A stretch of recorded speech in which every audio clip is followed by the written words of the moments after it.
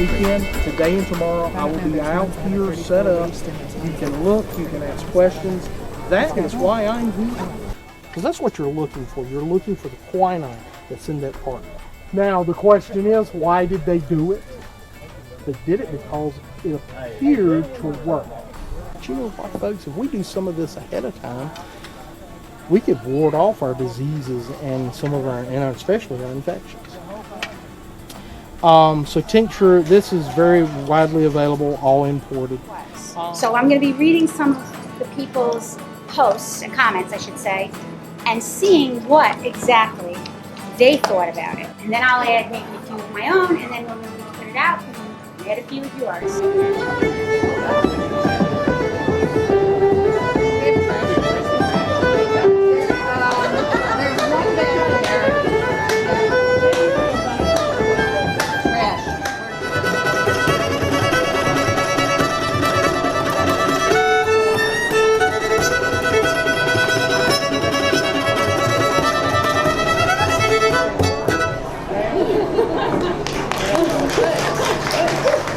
You guys have the privilege of being the last class of the day. In North Carolina, anybody between the age of 16 and 66 that was able-bodied was required to be in the militia. So, you know, once every so often you'd have to show up for militia training, you'd have your powder horn with you.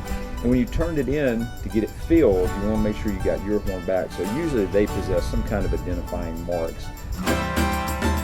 Work it into the craft.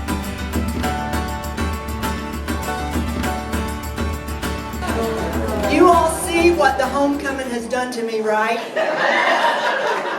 I mean, I thought, what is an appropriate costume to wear tonight? And I thought, well, bloodied Claire would be the perfect one because that's sometimes the way I have felt over the last few days and weeks. But anyway, welcome you all tonight to our Friday night Rosamond Lindsay's Beans and Barbecue Dinner.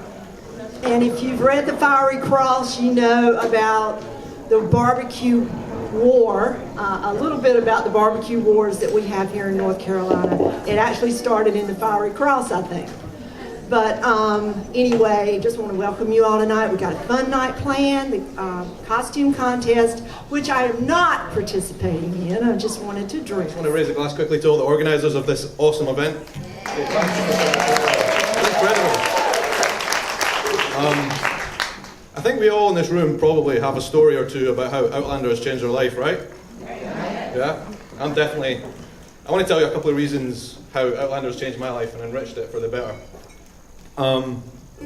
First of all, I think in Scotland we've not been very good at really learning about our own history, and that's been a big part of this for me. Before I got into the show, I knew very little about that period in Scottish history, almost nothing in fact.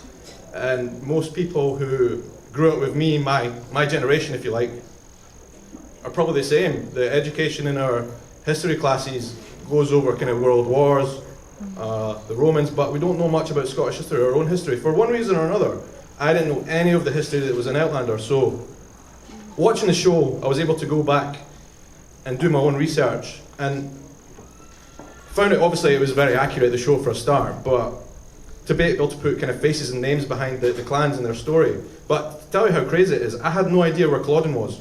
I'd never been there. I didn't know what the story was of Culloden and what happened to those people. I had no idea, and I tell you what, most Scottish people my age and younger probably are the same, which is of course incredibly sad. So isn't it ironic then that it's taken an author from the United States to teach me and others in Scotland about our own history? It's enriched my life in many ways, so thanks, Diana. Beth went crazy and she bought a ton of food. So we're going to give you a serving of anything you want over here. It might be small, and then come back through until all the food is gone, because if not, Beth has to take it all home with her. And I don't think she wants to eat barbecue for 4 months.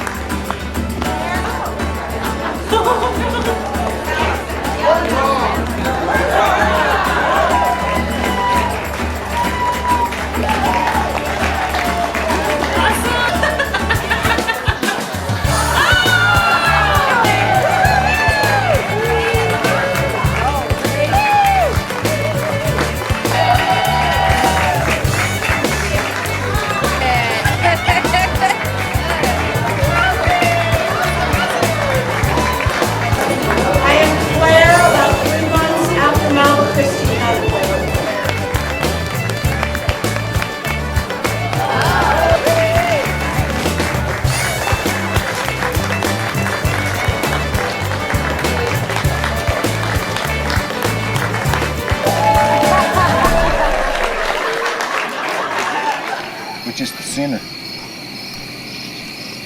where our people were put. After all the language and all those things were given to us as a people, medicines, we still use them that are out in the wild. We still pick the fresh greens and mushrooms and all the foods out there. We still gather those all the time. Well, we all know what the hoot owl's eyes look like. He has those big circles around them. And so finally, grandmother spider, she spun a bowl from her body, the silk from her body, and she placed it on her back, and she skimmed across the top of the water over to that island. She crawled up inside the center of that tree, just took the tiniest little ember and placed it in that bowl on her back, and then brought it back to where the animals were situated. Ever since then, there's been fire in this world.